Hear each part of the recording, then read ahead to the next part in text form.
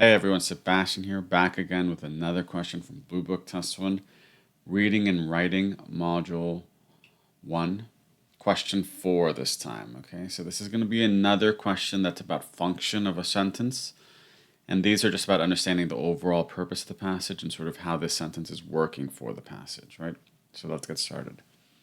The mimosa tree evolved in East Asia, where the beetle Bructidus Tyrannus preys on its seeds. In 1785, mimosa seeds were introduced in North America, far from any B. tyrannus, but evolutionary links between the predators and their prey can persist across centuries and continents. Around 2001, B. tyrannus was introduced in southeastern North America, near where botanist Shu Mei Chang and colleagues had been monitoring mimosa trees. Within a year, 93% of the trees had been attacked by the beetles. Again, some words I don't know, but again, I'm not going to let that stop me, right? Or throw me off too much. So let's see. The question, which choice best describes the function of the third sentence in the overall structure of the text? So the third sentence, right, that's the first sentence. Then we have the second sentence, then the third sentence. But evolutionary links between predators and their prey can persist across centuries and continents. Okay. A, it states the hypothesis that Chang and colleagues had set out to investigate using mimosa trees and B. tyrannus. B, it presents a generalization that is exemplified by the discussion of the mimosa trees and B. tyrannus. C, it provides context that clarifies why the species mentioned spread to new locations. And D, it offers an alternative explanation for the findings of Chang and colleagues. Okay. So the passage right is talking about how this mimosa tree had this like parasite B. tyrannus, right, that sort of is preying on its seeds. And now the mimosa tree comes right to the US in 1785, far from B. tyrannus. And then it says, but there's still this link.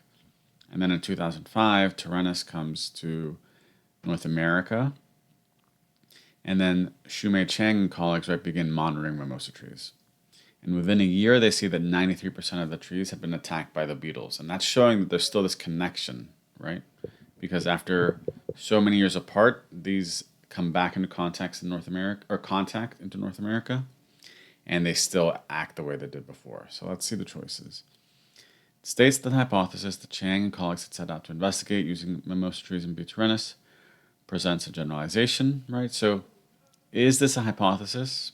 Maybe, right? But we'll see if that's exactly what they were doing. Then B, it presents a generalization that is exemplified by the discussion. Okay, I think that's maybe slightly better than a hypothesis because a hypothesis would be more specific, right? It would be like, if this, then that, right? This is just sort of saying a generalization about how predators and prey can have these like links across centuries and continents. So B, I'm liking a bit more than A. So I'll put a plus here next to B and a minus next to A just to keep track. I'm not totally eliminating A, but right now B feels better. It provides context that clarifies why the species mentioned spread to new locations. This one doesn't really provide context, right? It doesn't tell us why it spread. It just says that they're connected, right? We don't know why mimosa trees spread, or they were just introduced, and we don't know why the B. tyrannus got there either. Okay, it offers an alternative explanation for the findings. So if there's an alternative, that means it has to be another explanation as well. And there is no explanation, right? It's just a fact that they find this out. So I'm going to eliminate these. So I'm between A and B, and you already know where I'm leaning, right? With B, so let's think again. It states the hypothesis that Chang and colleagues had set out to investigate using mimosa trees and B. tyrannus, okay? And it presents a generalization that is exemplified. I mean, it does feel like this is exemplified, right? Because this is the example of something that shows the connection. It's not like we're told that Shu Mei Chang is trying to investigate this specifically. They're just sort of doing this study.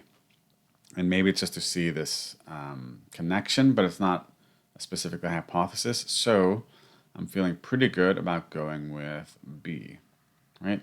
And again, what do you want to take away from this question, right? Well, you can learn about mimosa trees and B. tyrannus, which is interesting. And you can see the type of questions they ask. But then you want to think about how to approach the question. And the way you approach it, right, is you read the passage, you look at the answer choices, and you compare them to each other. You don't want to compare the answer choices to this hypothetical answer that doesn't exist, like the perfect answer. I don't think any of these are perfect answers. So I'm just focused on what the best answer is, right? So B is the best answer. Sometimes you'll get 4 really good answers and you still have to go with the best answer. Sometimes you'll get 4 really bad answers and you still have to go with the best answer.